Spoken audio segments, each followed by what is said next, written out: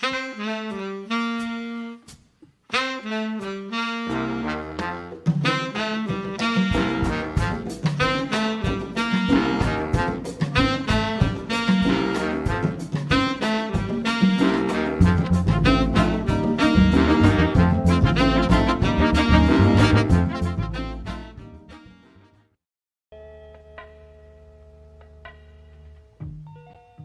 Kohoutek is on its way.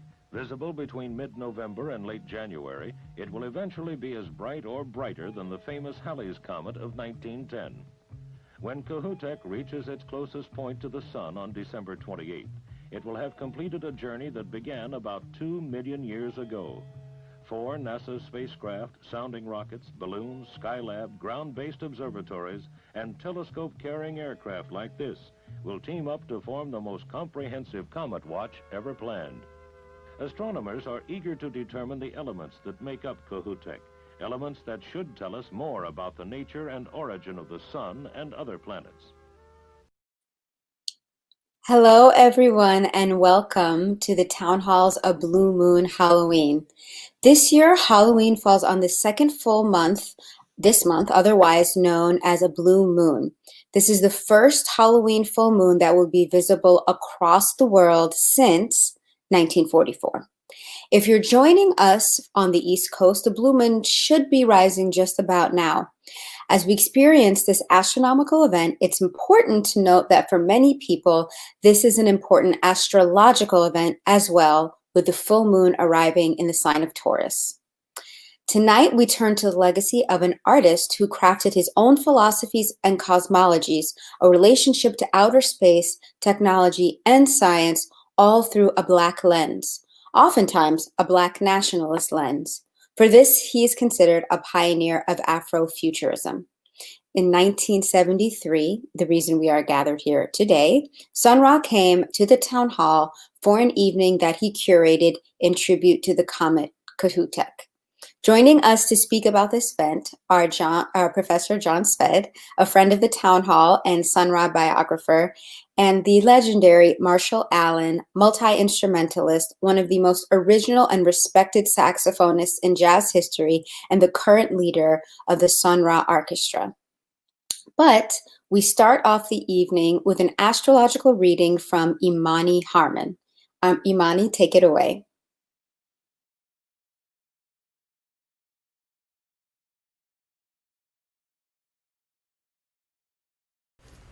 So Sun Ra was born on May 22nd, 1914.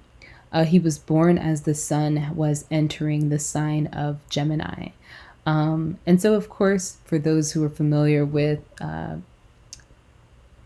pop culture astrology, right? When you think about horoscopes and magazines, most of us are pretty familiar with our sun sign. Our sun is going to tell us in a sense, generalizations about who we are. But I like to look at the sun as not just a person that we are in this moment, but a person that we're developing into, right? So it kind of points to us what we're called to embody in the way that we're meant to develop and grow ourselves.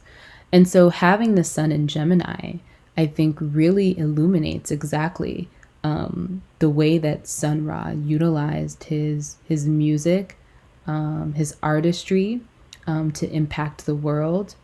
The immediate keyword that I thought of with him being a sun in Gemini is the messenger. So Mercury is the ruling planet of the sign Gemini, and Mercury within the Roman mythological tradition is the god, the messenger god. And so there is this relationship that the god, again, within the mythological tradition has to being able to transcend all realms, being someone who can visit the heavenly realms, being someone who can visit the earth realm, the underworld, and be able to kind of, in a sense, be this middleman between these various stages of existence and of life. And so there is this role that Sun Ra has kind of taken on as this intermediary between worlds, especially between the cosmos and human life, and being able to relay those messages and really kind of call us to speculate and question our relationship to the wider universe. And he has a lot of air signs in his chart.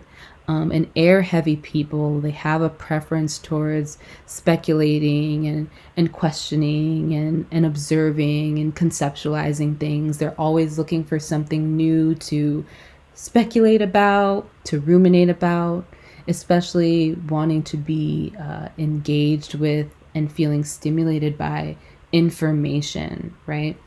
And so there is this really kind of deep sense of wanting to learn. I think about Discipline 27, Part 2, in which he's asking all of these questions. What planet is this? If this is a planet of life, why are people dying? Why don't you seem to know the mysteries of the universe? You know, all of these kind of bigger questions that call us to think about, you know, given us occupying this space, given the fact that we exist on Earth, and the way that the human experience has panned out. What is it that we can ask? What do we need to think about? What do we need to speculate about? You know, back in 1936 or 37 is when he talked about being abducted and visiting what he identified as Saturn, and feeling like when he was brought back, he was meant to be a messenger of peace, right? And so we can even kind of think about how some of these greater questions that he's asking help us to kind of gauge our relationship between where we presently are and what we need to get curious about to move towards this place of peace. And that's another really big theme within his chart as well. There are what we call lunar nodes in astrology, and these nodes are kind of points of fate, right? And they kind of allow us to see what direction we're being pushed towards, whether it be collectively if we're looking at how the nodes are moving through the sky, or even personally when we're looking at a planet in someone's chart. And so he has the North Node in Pisces. Pisces is a sign that really is centered around the interconnectedness between all things, the things that are unseeable. Pisces is ruled by the planet Jupiter in traditional astrology and Neptune in modern astrology. And so both of these planets have this relationship to expansion and these things that are unseen and these things that we're moving towards. And the North Node in Pisces, again, there is this larger mission around like, how are things connected? How do we extend compassion to one another? And it's very clear through his chart that all of the speculation, all of the messages that he's received and is giving are in relation to how do we get to that place? How do we get to this place where we can coexist with one another and also be a part of the co-creation of this greater plan and unfolding outside of humanity, within the universe? He also has this sextile, another aspect, more astrology jargon, between his sun and Neptune. And so a sextile is a positive aspect. Aspects are the relationships that are formed between two or more different planets within someone's chart. And the sextile speaks to opportunity. It's something that we lean into. It's something that we have to try. And so there is with Sun Neptune folks, Sun sextile Neptune, this elusiveness and mysteriousness and kind of like a fog that we see around people. And of course, he refuses to go by his life prior to taking on this persona of Sun Ra, and much of his life is kind of left with lots of question marks around it. And of course he's done so intentionally, right? Most of, if not a lot of the things that we learned about his life prior to his artistry is through his biography that was released in the 90s. But it also kind of speaks to his ability to completely merge. Neptune is about, again, this matrix in illusions and delusions. It's also about creativity and unconditional love. It's about spirituality. So all the things that we know are there that we can't see. And so there is this way that he was able to kind of merge himself with his art and merge himself into this kind of like elusiveness and this mystery that kind of surrounds him as an artist. Thank you so much, Imani. Well, I'll bring on John Szwed to talk a bit about his work on Sun Ra and about the cosmologies that we are focusing on today. So John, thank you so much for joining us. Thank you. Every few months you come to Town Hall. Would that it were. Well, you've written a lot of important biographies, jazz biographies, Miles Davis, Billie Holiday, and of course, ethnographer, ethnomusicologist, Alan Lomax, who we spoke about earlier this summer. What brought you to Sun Ra? Well, I was not born in Birmingham, but outside of Birmingham and raised partly in Birmingham. And then years went by and I wound up living not far away from the Sun Ra house, a few miles, in fact. I thought there was kind of a fate thing. And, I guess first time I ever heard anything about Sun Ra was about 1954, maybe, when it must have been, around 54. And it was a piece in maybe Esquire magazine. That sounds right. If I stretch my memory back that far, I was 20 years old, I think. Norman Mailer said that he'd seen the Sun Ra Arkestra and he went into some detail about it. He said they played this outer space music, I think he called it. He said it sort of drilled into the inner ear of his inner ear, where I think he said something like where the eschatology is stored, and said that it was like a drill boring into his head. And he said, I swear to you, it cleared up my sinuses immediately. I wonder if that was kind of strange. By the way, I met him years later and asked him about it. He said, well, the music was awful. I thought, no, there goes another hero right out the window. Anyway, that when I was in Philadelphia, it was hard not to know about the Sun Ra Arkestra. But I first saw them at Swarthmore College, which was what a gig.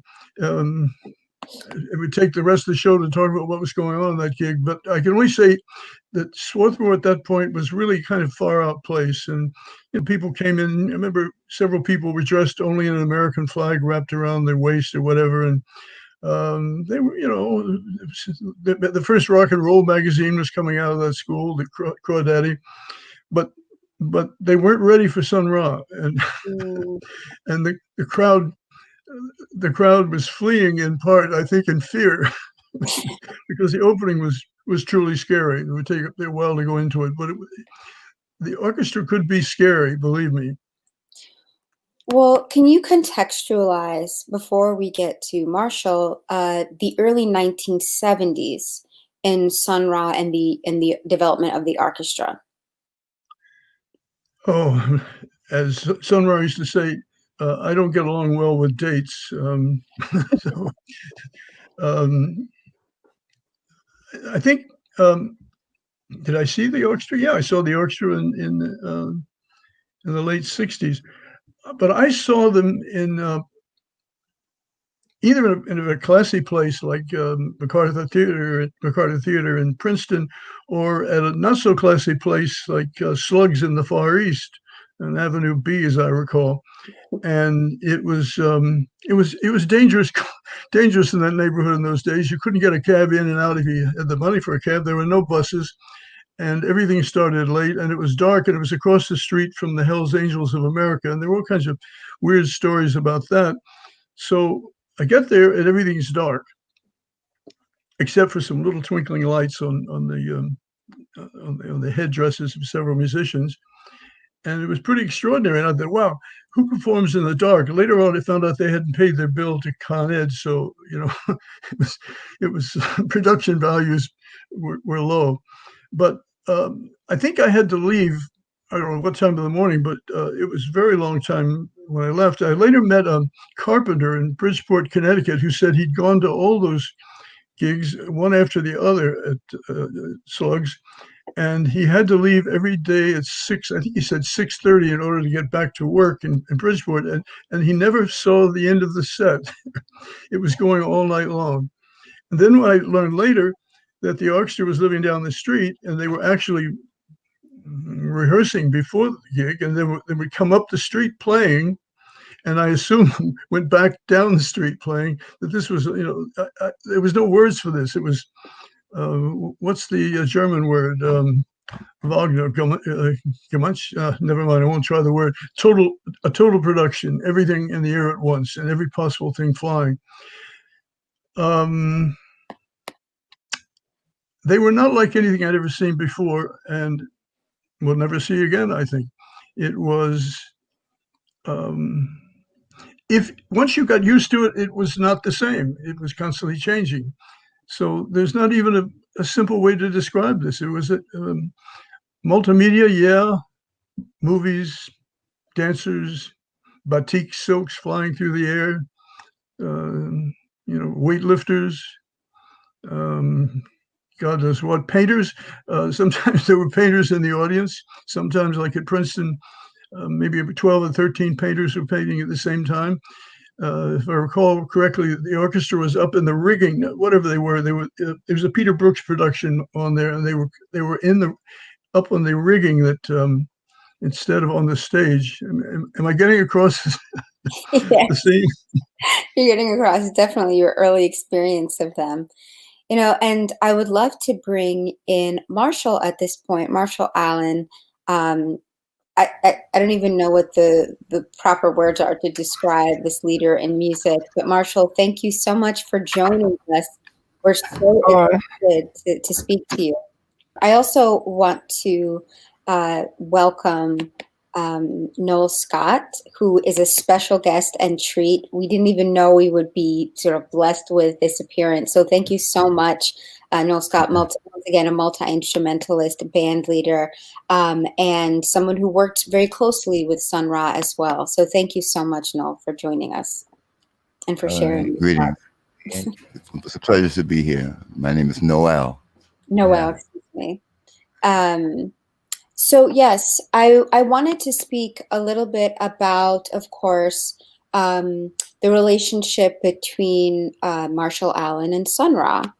I know that this is one that people online are always interested in learning more about, but could you tell us about when you started working with Sun Ra and the evolution of that musical relationship? Well, I heard about Sun Ra and in Chicago, and a fellow that was dealing with music and jam sessions and things, Joe Siegel. He said, "Man, I got a nice record you like, because you buying records every week. So I got one here with Sun Ra. He lives up in South Chicago." So I said, "Oh yeah." And I went home and I put it on and listened to it, and I heard Super Blonde and all of those numbers, and it just took me over. So I said, "I'm going to find him." He said, "He's up in the ballroom there in South Chicago. They used to practice in the ballroom in the day, and ballrooms was plentiful around there that time." So I went up there with my horn to see Sun Ra. He was sitting up writing some things about the music and stuff. And that's the way I met Sun Ra. I was determined to be in the band because of the music I heard. You see? So I kept coming every night that he was rehearsing. But I wasn't rehearsing, the band was rehearsing. I was coming up and he was talking about Egypt and outer space, the Bible, and I'm saying I want to play. I want to play. So one day he says, "Come by John Gilmore's house around noon, and we'll see." So I came by John Gilmore's house, and he was on the piano, and he says, "Play this." Play what? And he struck out with spontaneous simplicity. And I said, "What?" And he said, "Play." So I played spontaneous simplicity. I just made it up from the rhythm that he was giving me. And that was my only tune I had when he let me stay in the band. But I didn't have a seat because the band was full. He had all the saxophones. So I had to stand up by the piano and the bass and all night while they played. And I listened until he come to my song that he just wrote for me. And that's the only one I had in the beginning. So after that, the band migrated to New York. So I left John Gilmore, Ronnie Barkins, the trumpet player, trombone player, and me. That was only left. So in 1958 and 60, around there, you heard those. That small group they had, I was in that. So that's where I met Sun Ra. And he turned my whole life around because he said, "I know," and he didn't want to hear that. So I'm saying, what do you want to hear? But he was trying to balance what I know and the spirit. So he seen that I would develop that. I was lacking the spirit of it, but I knew by the music, but I couldn't play it right because I wasn't doing it by the spirit. I was doing it by what I know. And that's where I got in the band, and all I did was the student. Listen, do everything he tell me to do, or try to do it. You see, I was sincere, so he gave me a lot of work and a lot of work to do to write the music, write the part, study the music, and that's all I did. And while he was talking about the moon and outer space and all those things. So he said, a man cannot learn without discipline. So because my discipline was a little loose. And that's why I said, now I got a chance, somebody who cares and somebody who knows that I don't know nothing. So I began to say, I don't know nothing, and listen to Sun Ra, to everything he wanted me to do. So that's how I made it with Sun Ra.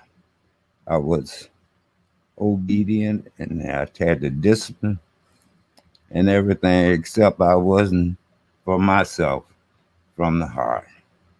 So I began to learn, say, whoa, what I need to know? I know that, but I can't do it. I don't do it like he wanted me to do it. So that's what I said. This is good for me because that's what I need at that time in life. I was seeking a place in space. So Sun Ra gave me a chance, and I did not. I obeyed. So that's how I stayed out of the way, know nothing, and just learned and did his disciplines, which was very hard for me. You see? And that's the way I did, and played my music and studied it day and night to try to play like he wanted me to, like to interpret his music.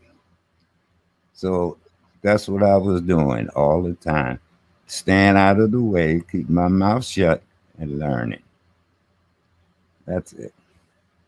Well, now you are a leader of the Sun Ra Arkestra, and I was wondering if you can speak about that transition in roles. Well, when Sun Ra passed on to another planet, there was nobody left, and all the music's left, and was two of us left. So I said, what am I going to do? Drop everything, keep going another way, or carry on what I've learned from Sun Ra? So I made up my mind, I'll carry on. Now I had to be a leader, so I had to get my friend to help.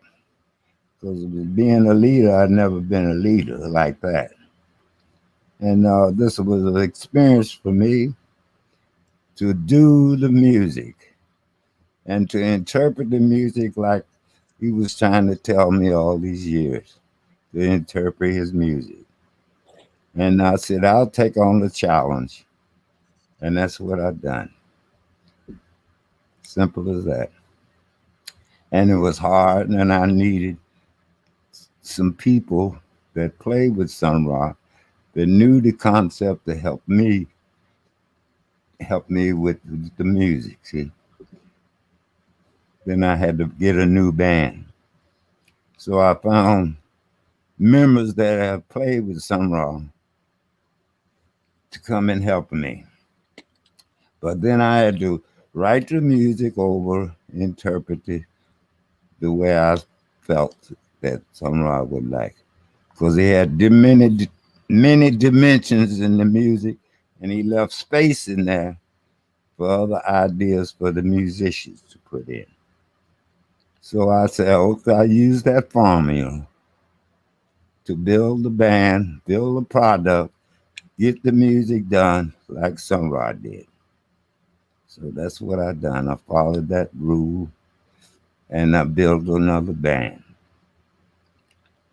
You see?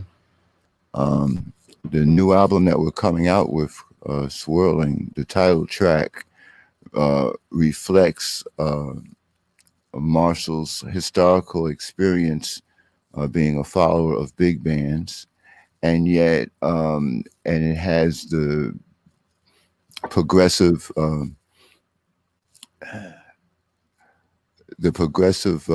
developments in his arranging style that reflects Sun Ra. For example, the song is based on 6 bars as opposed to 8 bars, repeating 6-bar phrases, which is very unusual. I don't think I've ever heard a composition like that.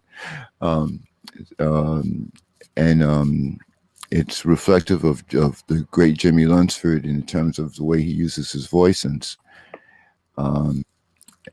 I think that as well as his arrangements on the album, this reinterpretation of Seductive Fantasy really show how he can take Sun Ra's ideas and relay them differently. And I think that's it's very valuable. It separates us from other bands, quote unquote, so-called ghost bands, because his arranging style brings new life to the music. You know, it's not just trying to. You can't duplicate what Sun Ra has done. Sun Ra's not here, so of course the music had to be played differently, and his arrangements really bring it out in the music. And I think it's a momentous feat that he's been able to accomplish. Well, thank you for sharing that. We will drop a link so that everybody knows where to get Swirling, which is a really exciting development for anyone who is interested in orchestra recordings. So we'll make sure people have access to that link as well. But let's turn it over to NASA. Okay. Well, the observation of Comet Kohoutek offered an unprecedented opportunity. It was very bright, and most notable was a sunward spike, which was in the opposite direction of the tail, very sharp and pointed towards the sun. Comets are important to science because we are able to observe what we think is primordial matter. That is matter which has been around since birth of the solar system if the comet came from the solar system, or if it came from outside the solar system, then it's an opportunity to observe something which was not created with our solar system, but in the regular stellar scheme of things. And now, for a largely musical audience, I think we'll have a 15-minute presentation by Marcel Agüeros, who is an associate professor of astronomy at Columbia and is actually an observational astrophysicist who uses new approaches to address classic questions in stellar evolution. A native New Yorker, Marcel received his PhD from the University of Washington in 2006, returning to Columbia as a National Science Foundation Astronomy and Astrophysics postdoctoral fellow that year, joining the faculty then in 2010. He's the author of more than 70 peer-reviewed publications and has received more than $4 million in grants for his work. He's also committed to increasing the numbers of women and underrepresented minorities in the science. In 2016, Marcel received the Presidential Early Career Award for Scientists and Engineers from President Obama for his groundbreaking research in stellar astrophysics and for his restless desire to ensure that minority students in sciences become tomorrow's leaders. And now we'll turn it over to Marcel. Thank you very much for having me. I thought what I would do today was tell you a little bit about our historical observations of comets, a little bit about how they contributed to our understanding of our place in the solar system and in the universe, and then a little bit about the science of comets as we understand it today. So humanity has always been fascinated by comets, and if you go back and look at historical records from cultures across the world, you find representations of comets. And so this is just an example from a manuscript from the 2nd century BC, showing that Chinese astronomers were observing comets and representing this, in this case, 7 different comets that appeared sometime around then. Now, for most of human history, exactly what comets are was not really understood. And in particular, there was a big debate about whether they were atmospheric phenomena or actually astronomical objects.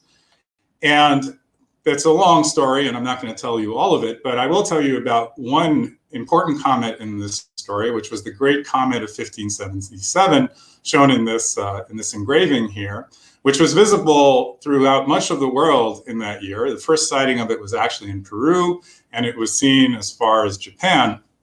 But for our story, the real important part of it is that this comet was visible in Western Europe, and in particular, a famous Danish astronomer, Tycho Brahe, made something like of order 1,000 observations of this comet. And this drawing here, this is some of his drawings showing that he interpreted the comet as an object that was actually orbiting the sun. So with his observations, Tycho determined that the comet was not an atmospheric object, it was actually beyond the moon. He put this claim out, and it became something of a debate from that point on about what was, again, the nature of comets. Are they nearby objects? Are they distant objects? And Tycho thought he'd resolve this, but I just wanted to highlight that this controversy was not over by any means. And so this is another famous comet. This is the comet of 1618, shown in an engraving here over Heidelberg in Germany. 1618 was a great year to observe comets if you lived in Western Europe, because there were actually 3 that were visible in the space of a few months between October and November. And in Florence, Galileo Galilei, who was one of the most famous scientists of his time, and indeed even still today, was not at that point really engaged in any kind of astronomical observations anymore. He'd already run into some trouble with the church, and so he kind of walked away from using the telescope to look at the sky. But these 3 comets caused a lot of interest around Europe, and so people wrote to Galileo and asked him, hey, what do you think of these comets?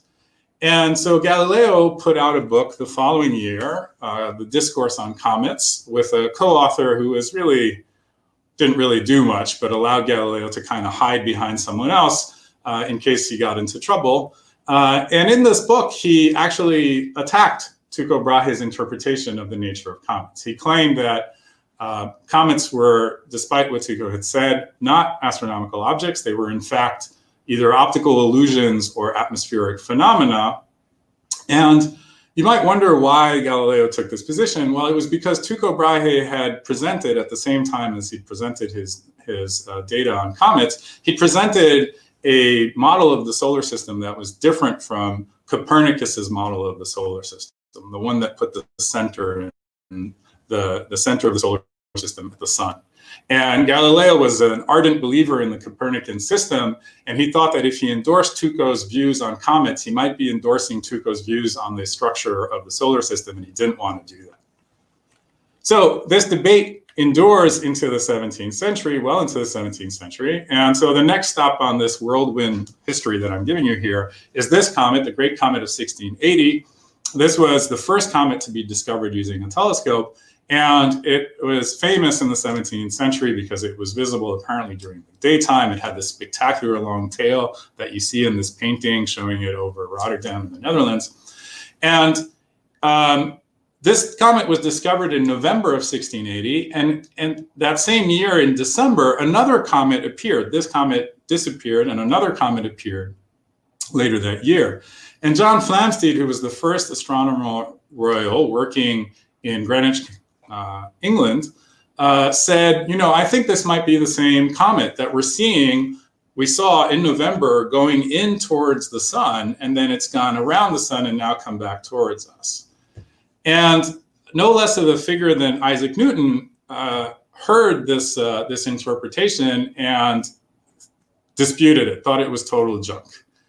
But Newton actually changed his mind, to his credit, and then not so much to his credit, stole some of Flamsteed's data to verify that, in fact, this was the same object.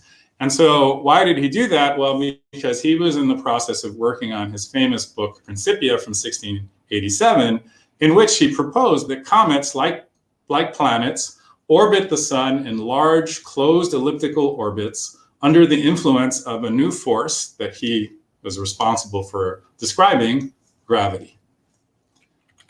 But the story doesn't quite end there, and that's because Newton's data and his models didn't quite agree. And so it actually took his friend and his editor, Edmund Halley, to settle the story of what comets were doing.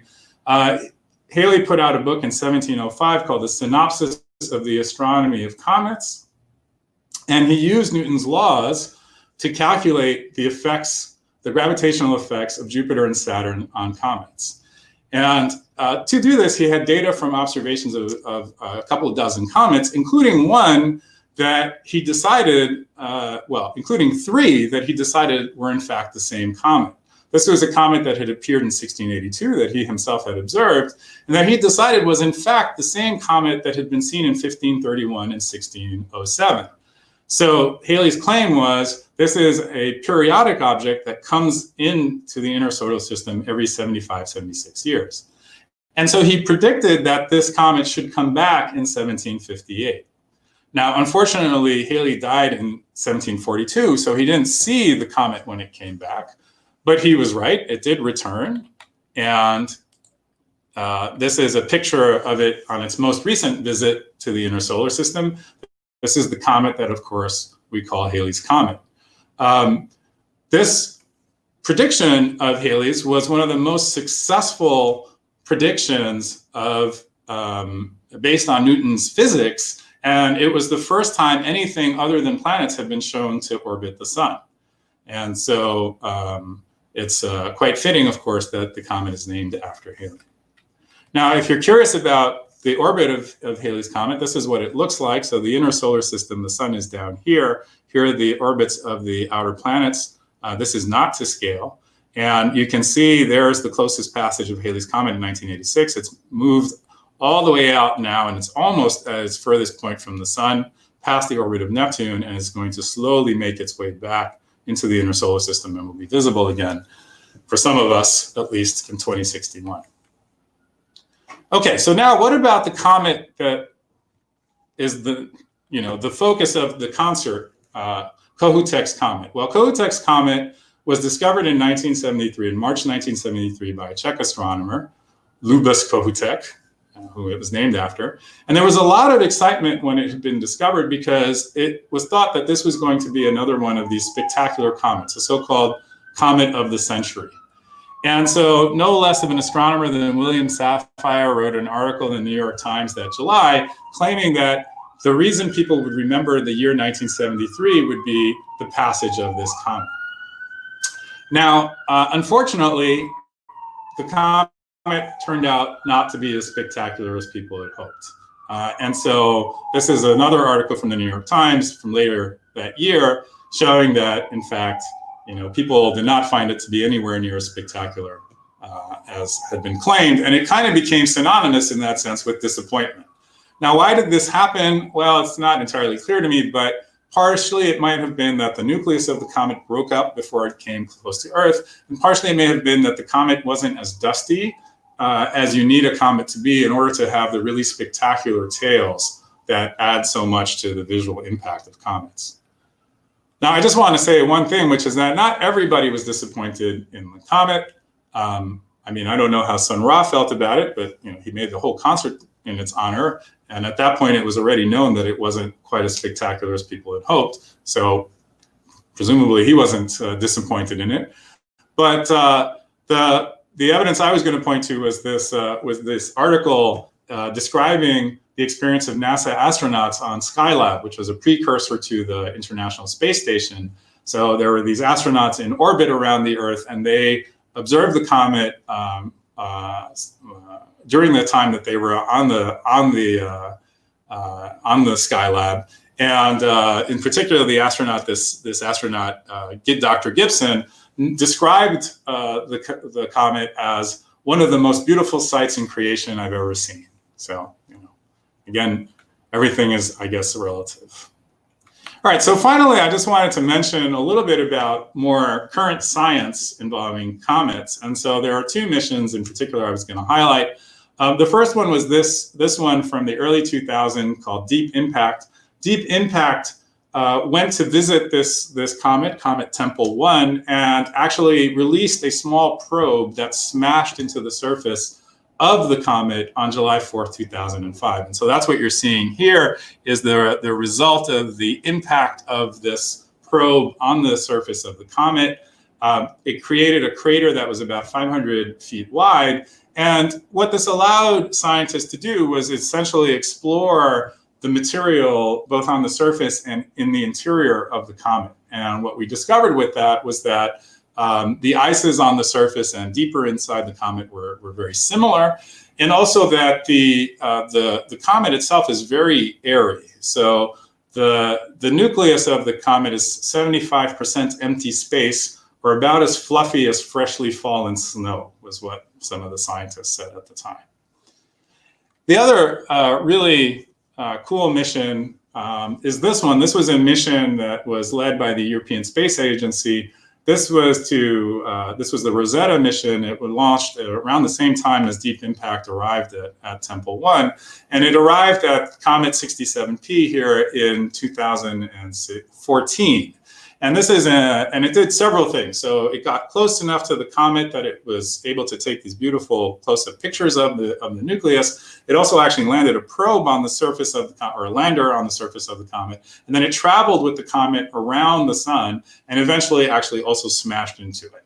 Now, what did we find out from Rosetta? Well, many things, but just a few that I thought I would highlight.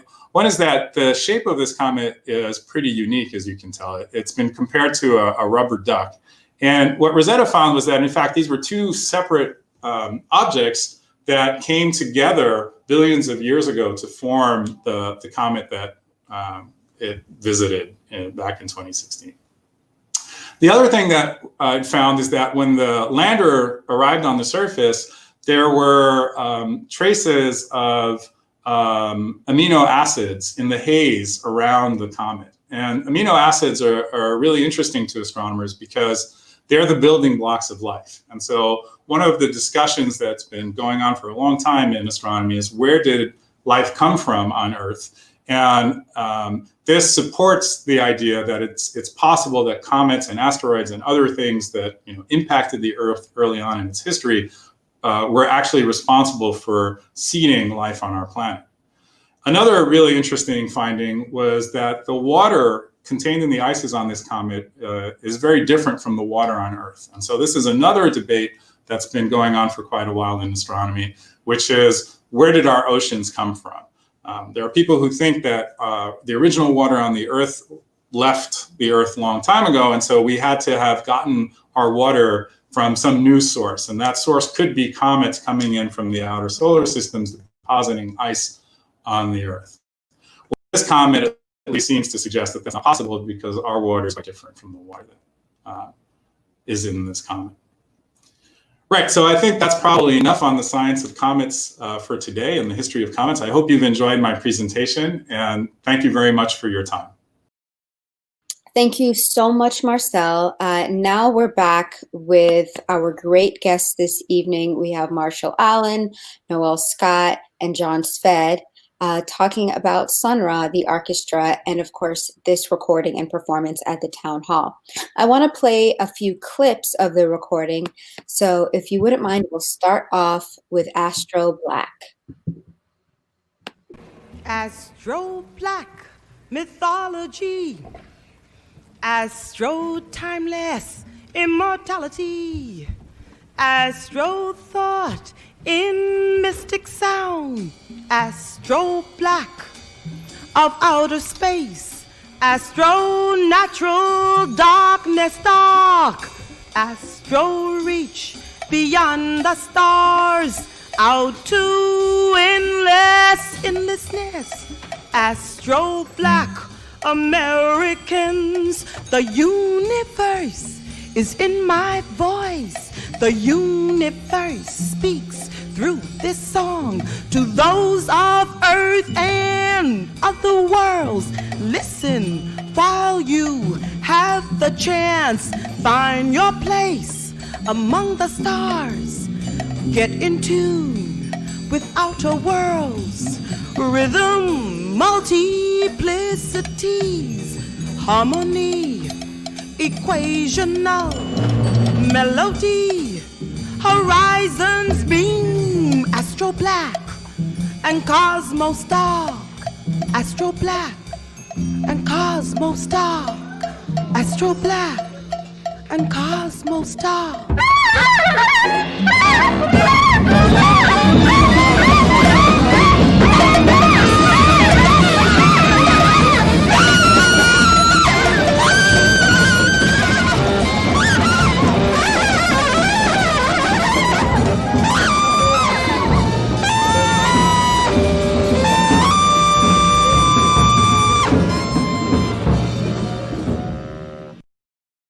I haven't heard this in a long time.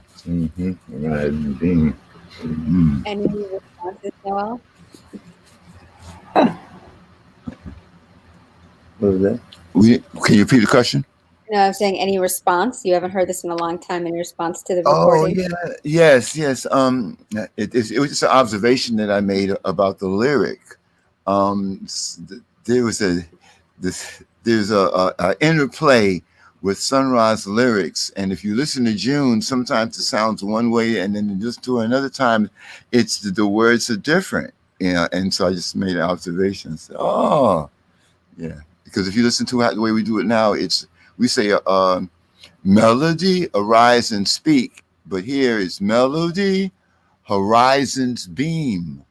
I'm like, oh, so it's something that you have to always listen and always study, because it's always something to learn, to glean.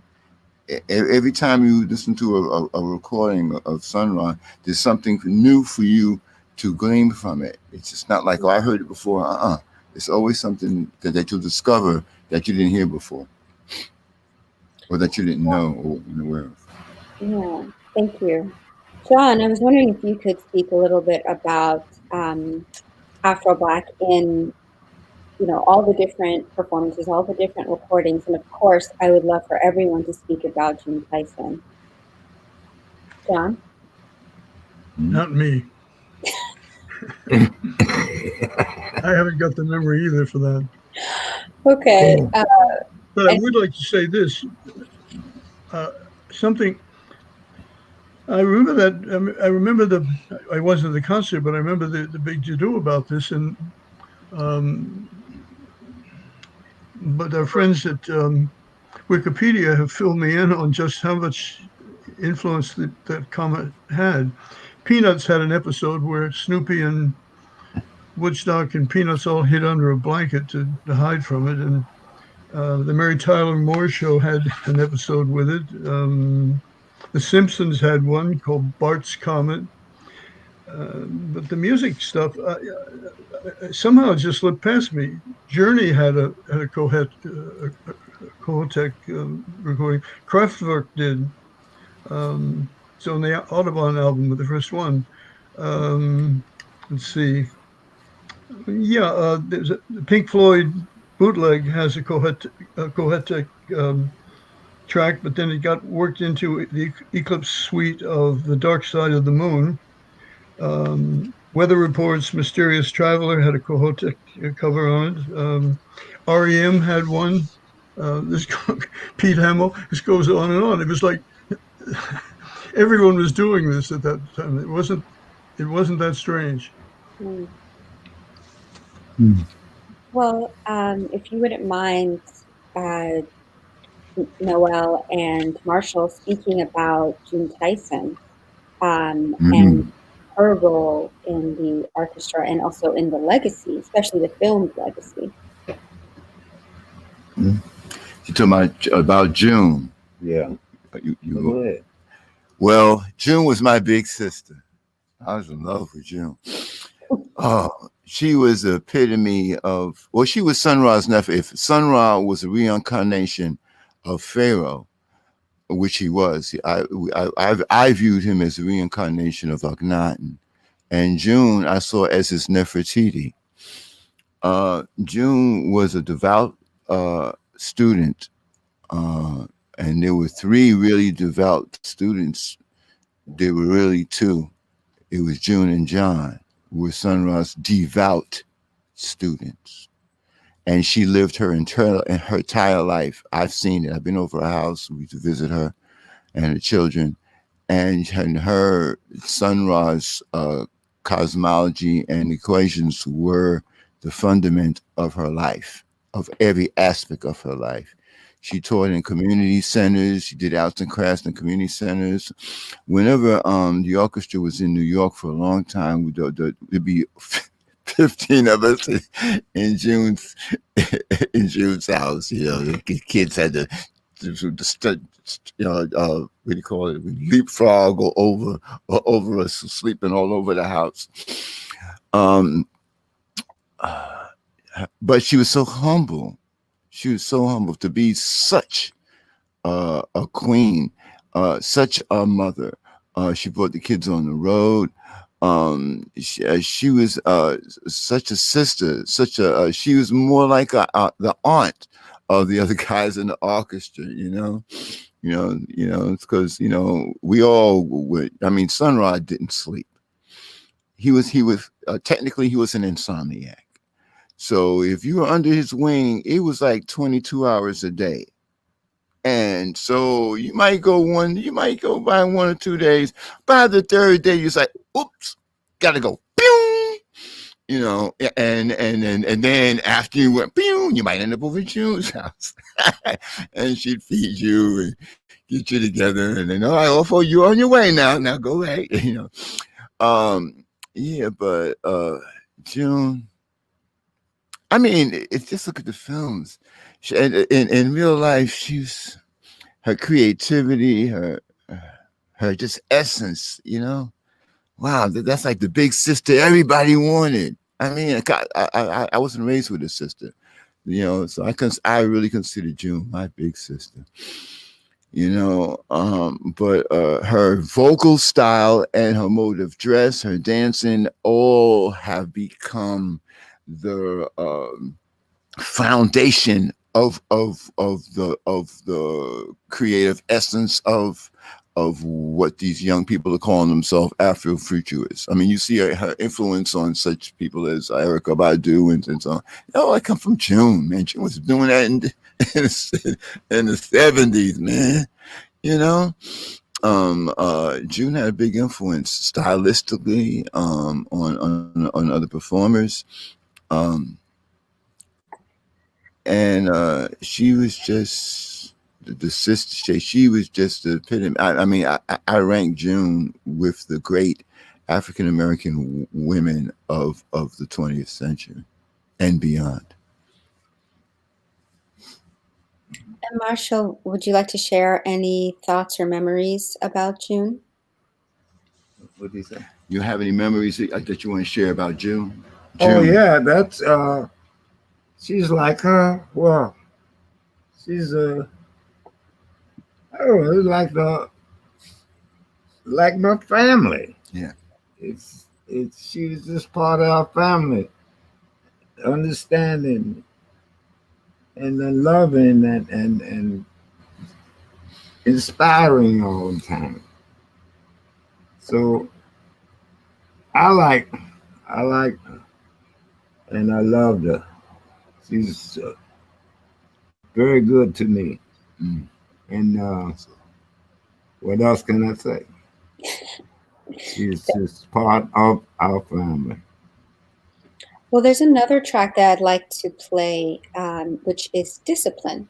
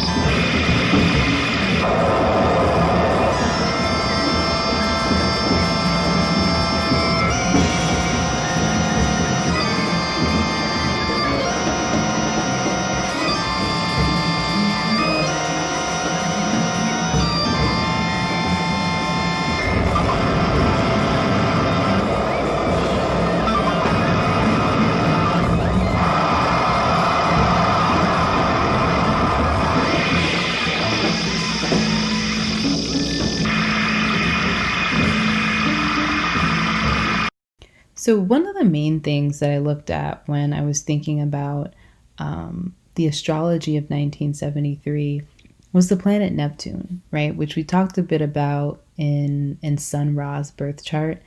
And Neptune, as I had mentioned before, is that planet around illusions and delusions, but also around ideals, right? When we think about ideals, there are these very big picture potentialities that we hope for, right? Thinking about peace, unconditional love, this connection to something greater, right? These things that aren't necessarily realistic, but things that we kind of reach towards. And so astrologer Liz Green talks about Neptune as and its relationship to what we call the participation mystique, which is this psychological phenomena in which people connect to things, people, ideas, events, in a way in which the event or thing becomes a part of who they are, right? This is something that we experience when we're like at a concert or even at like a sporting event, where we become deeply enthralled and connected to this thing that we're experiencing to the point in which it kind of like merges with our being.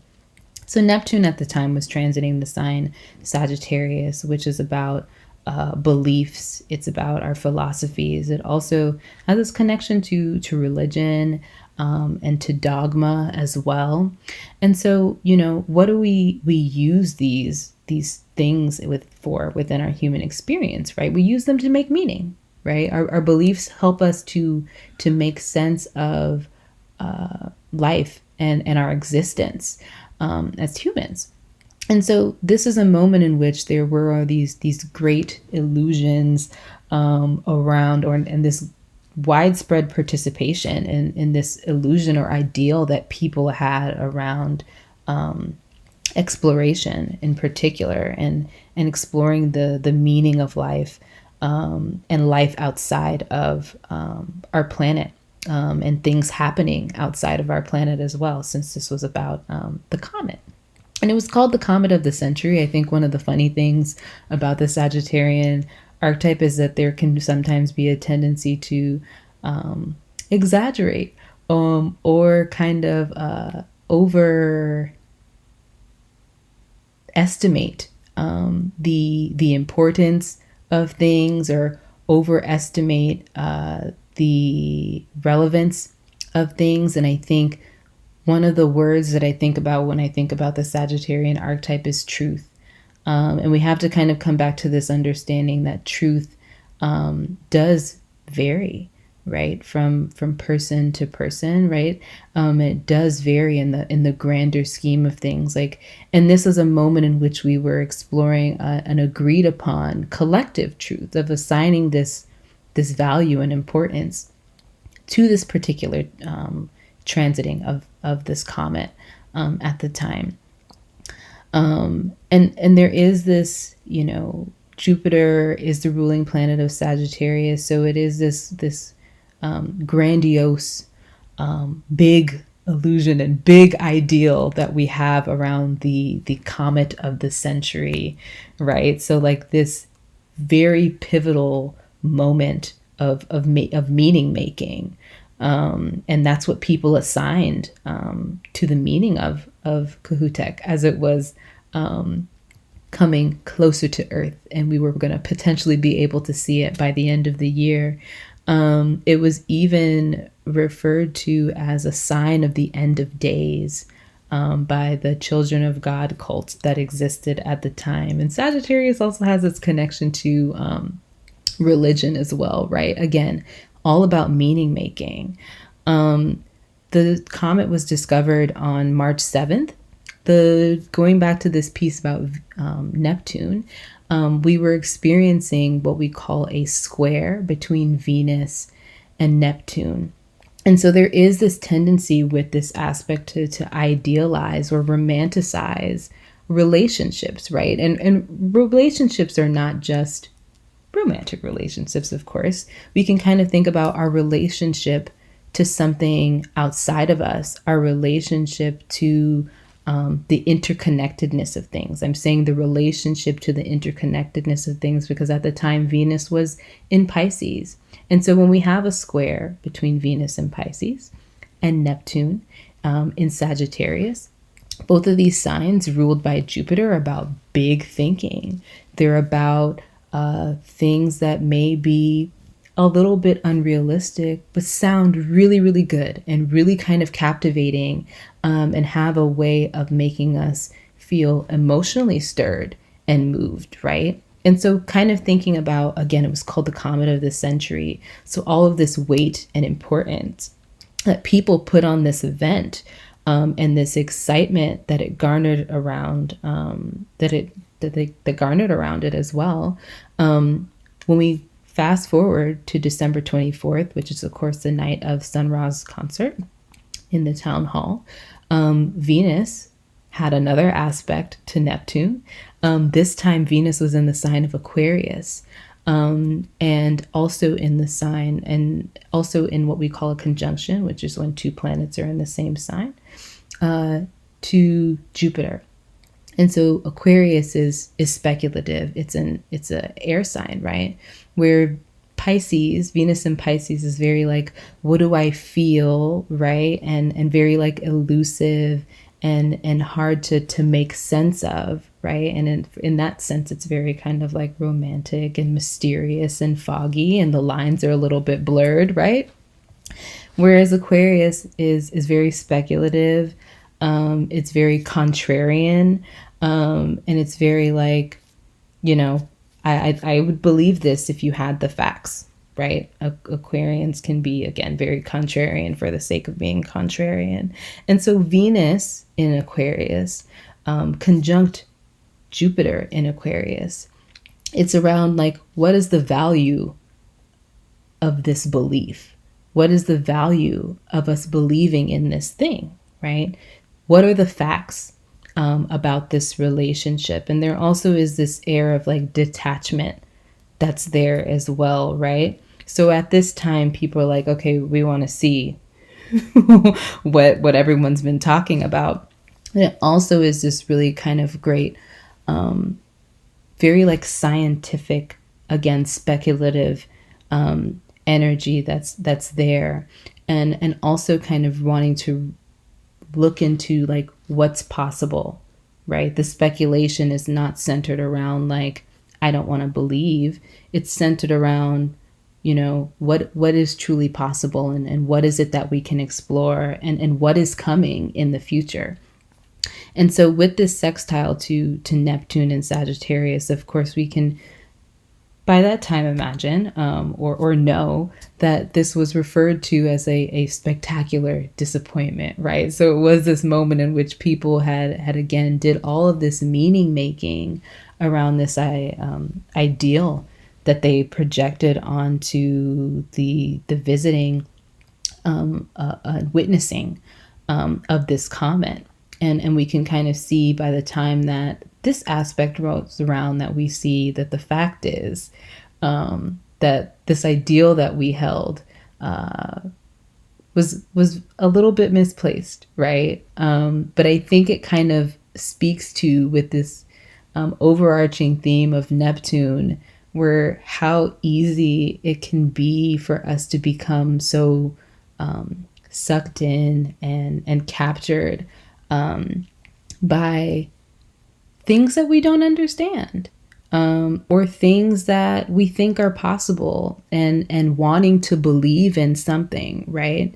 But when we're given the facts, we then have this opportunity to kind of shift and transform our beliefs and reevaluate what it is that we're meant to believe. Well, I was wondering if y'all could speak about his way of linking, some Black nationalists' ideas with space and with the cosmos, and Black liberation as tied to both an ancient past and a very distant future at the same time, and outer space. Touching upon the idea of space, space people, or space beings, not as being danger, but as being liberators. Yes. So if you wouldn't mind speaking about liberation and you're what asking a lot. You're asking a lot. So first of all, Sun Ra was not a Black nationalist. He was beyond that. Sun Ra just dealt with the truth about who we are. Okay, and his mission originally was to wake us up as a people, because we've been the knowledge of ourselves has been hidden, as was Honorable Elijah Muhammad's wake up the sleeping people, wake up people who have not been. I mean, remember, this was not 100 years after you were killed if you were found reading a book. So there's a lot of information that we didn't have that Sun Ra had access to, and he used the music because this whole thing was awakening the spirit. His goal was not so much physical liberation as mental and spiritual liberation. The psychological damage to African American people as a result of what we went through with the transatlantic slave trade was something that Sun Ra was addressing through the music, because the shackles came off of people's wrists and legs and went on their brains. And in terms of the type of lifestyles they would choose, or the things that, I was. The music language too. Yes, and so the music was now, and so you mentioned black. I would never call Sun Ra a black nationalist, even though he supported them. He started off the African Carnival which was supported by the East in Claver Place, Brooklyn. He started the Vernon Park Festival over here. He was always playing. We was always in Oakland playing for the Black Panthers. But his cosmology and his equations were way beyond anything like that. As a matter of fact, I remember in around 70, I was around 88 maybe. He said, I tried to give this music to black people, but they didn't want it. So now I'm going to give it to the whole world. And I remember when he changed, and it's like, I don't want you all around there wearing dashikis and stuff like that anymore. He didn't. He understood, that African American people we're different.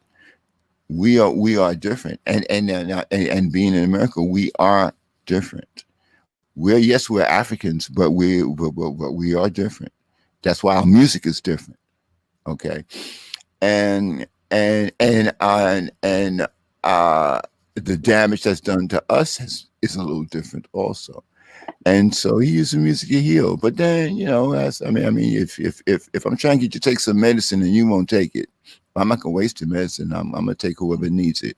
And he realized that the whole world needed medicine. And he said, and then I remember another time he said, I'm gonna grab the white youth. Yeah. One of his albums, I wish I could remember the name, but it has some notes from him in which he's just laid out his position on, this is pretty early, laid out his position on things, and then says all of this disguised as jazz. And so, that's one thing. The other is he had a way of shifting, talk about identity politics, he had a way of shifting identity to always come up with the same message, but in a different way. One of the lines I was sleeping on, unfortunately, because it went right past me, then I said, God, I missed that. He was talking about being a member of the angel race. And rather than the angels being,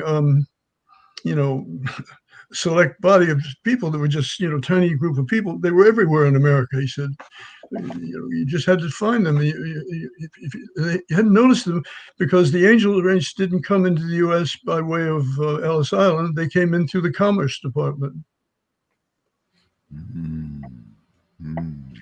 It speaks for itself, I hope. Yes, very much so. Very much so. Very, very, very well stated, John. Yeah. Well, we're coming. Go ahead. He was transracial. We're coming to the end of the program, but I wanted to make sure that we covered what you wanted to talk about today. Sun Ra is endless. I mean, yeah.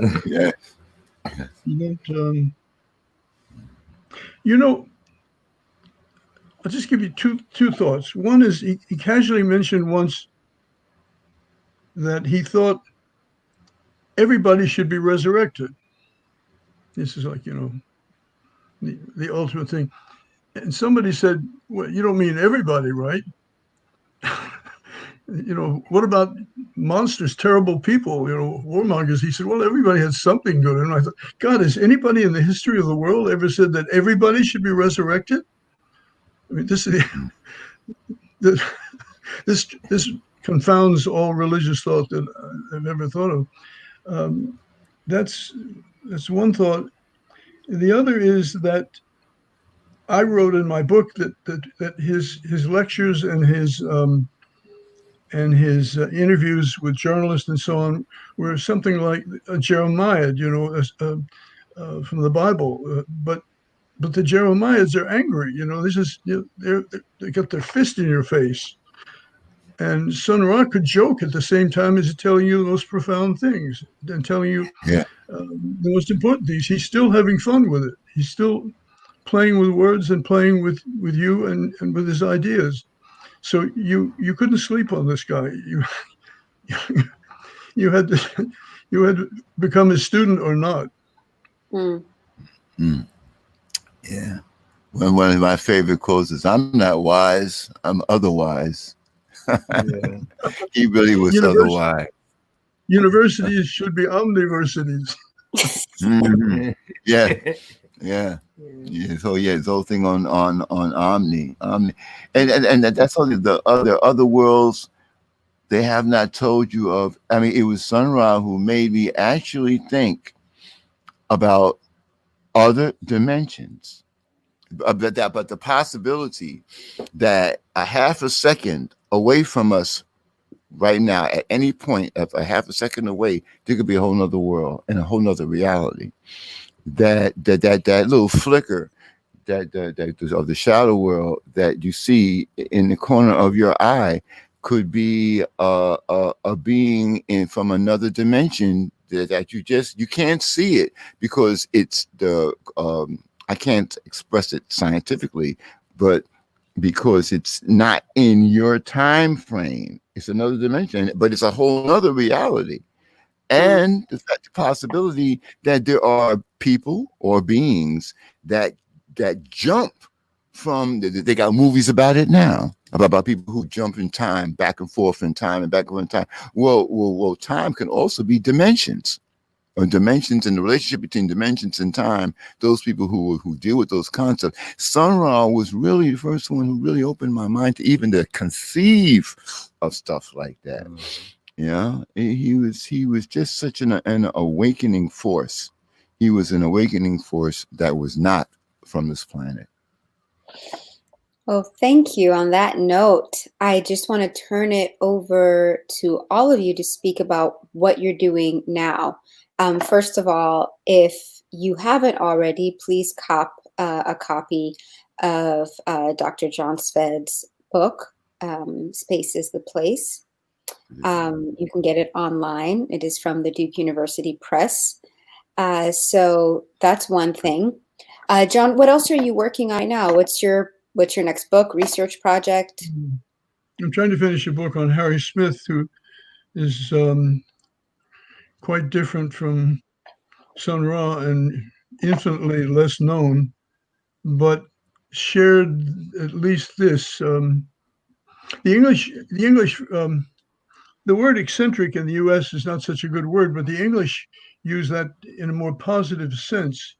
And, people would call Harry Smith or Sun Ra eccentric, but eccentric people have a way of being maybe marginalized, pushed to the side or ignored, but somehow they end up influencing everything in sight, not getting credit for it, but nonetheless being there. So, sometimes great people are not registered as great. Why am I doing Harry Smith? Because Harry Smith, for example, is the only person in the Library of Congress's, I forget what they call them, their choices of the most important films, the most important recordings. And Harry Smith is the only person who's got in both of those categories, and yet nobody knows who he is. The next book I hope to do is on Max Roach, because nobody else seems to be wanting to do it. And Max Roach was a great musician, a father of bebop and so on, but also a great political figure and a person who thought of Black matters in universal terms, like Sun Ra, I think. Yeah, he was revolutionary. Wow. Revolutionary. And for the orchestra, we talked a little bit about the recording, swirling. Could we just get a little bit more information? I mean, this has gotten such great press. It's been a long time. Knoel and Marshall, would you tell us about this recording? Okay, well, swirling is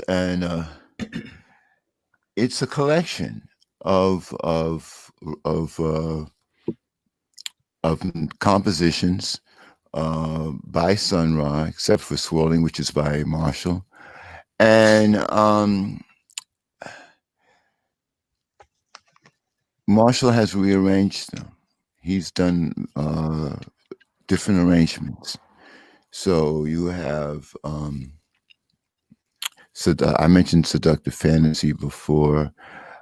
Say, there's one song, people who know about the orchestra know that we had marathon rehearsals. I mean, rehearsal can go from 10 to 15, 18 hours. You know, people take turns to go out and eat.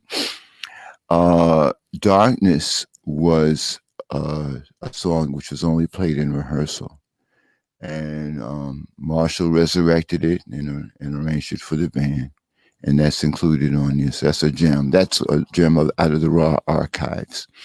He also did some different arrangements on Rocket Number 9 and Unmasked Batman, which I happen to sing.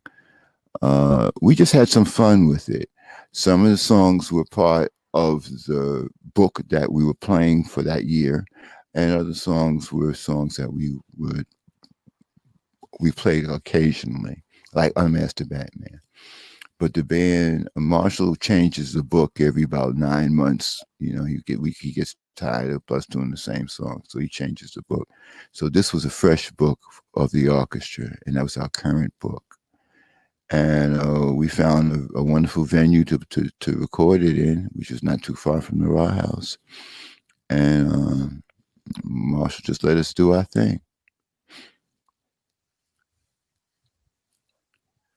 Well, thank you so much for joining us today. For everyone joining us, if you haven't listened to the concert for the Comet Kohoutek, it's streaming. You can buy it on the ESPN site, but you can also find it everywhere where you stream. So I hope everyone takes a listen, and also takes a listen to the latest orchestra album, Swirling, which is wonderful. Does anyone have any last words? We're about to head out. Marshall, is there anything you want to leave us with? So Sun Ra says, this is music for the 21st century. So now you can talk about Sun Ra all day and at a different day, just like life. Today's vibrations is different from yesterday and tomorrow. So there's many versions of what the Sun Ra used to tell me about a note. There's many versions of one note. He says 1,000 ways to play one note. So that way, everything is from the vibrations of each day of your life. So that's why everything Sun Ra does is not the same as he did yesterday. It's a little different. So you can go on and you'll find 1,000 ways of the same thing. Thank you. That's it. Yeah. Well, I want to remind everybody to look outside your window, because the full moon will be visible all over the world, and it will be highly visible. So you won't need binoculars, you won't need special lenses. It's available to us all. I want to thank the Town Hall for hosting this event, especially our producers, the producers of this program, Alex and Jeff. And of course, to the rest of the staff and the board for always making these programs possible. If you'd like to support the Town Hall and programs like these, please go to www.thetownhall.org/donate. We appreciate you coming here tonight. I hope that you have a great Halloween, that you set some, full moon intentions. And taking us out will be Imani Harmon, speaking about this special astrological season and also leading us out with Space is the Place from this album. So the blue moon is when we have a second full moon in a month. It is a special occurrence, although it does happen once a year. We typically, of course, only have one full moon each month. And our first full moon was actually on the 1st of October. This full moon this evening is in the sign of Taurus, which actually is where Sun Ra's natal moon is. He is a Taurus moon person. When he was abducted by aliens in 1936, the planet Uranus was transiting over his moon. And so when we experience the moon conjunct Uranus, there is this sudden shift or need that we feel to change something about our physical reality, whether it's like we want to cut our hair, we want to move, we want to quit our job, or there's some sort of unexpected cost that comes out of nowhere, or there is some sort of chaos that makes us feel a sense of instability or even insecurity within our physical reality.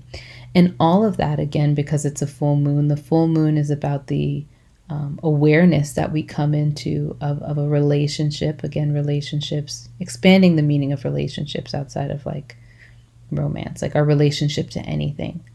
That relationship needing either to be integrated with something, or there needing to be a breakdown within that relationship.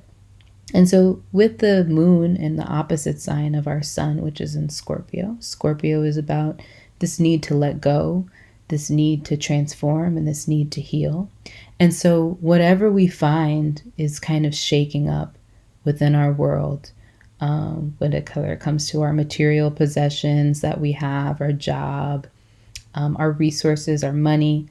All of it is in service of making the changes, or being able to call into our awareness the changes that we need to make to fit our physical environment, to allow an opportunity to release very deep seated emotions and feelings, and move towards a greater sense of healing and emotional resilience.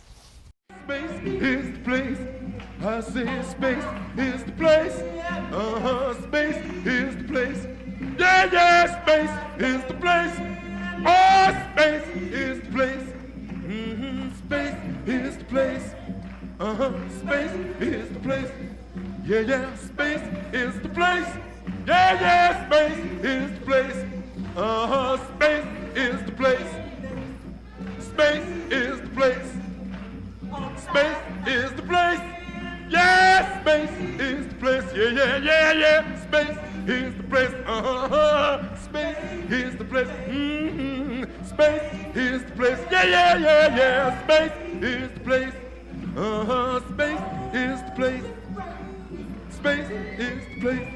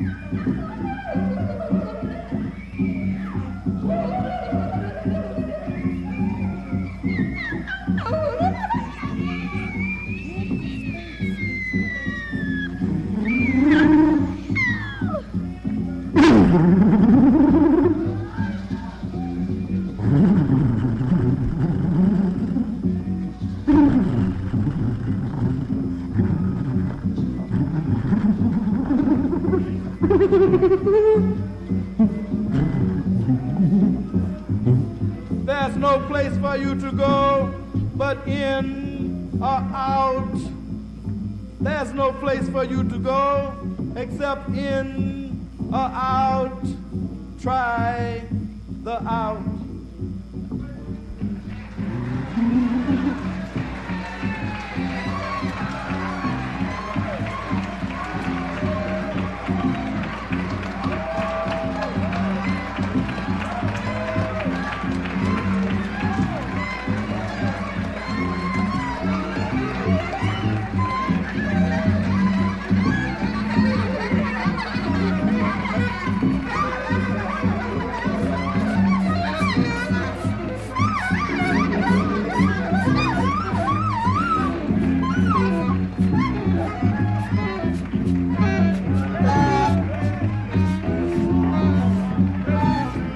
Is happening in the world.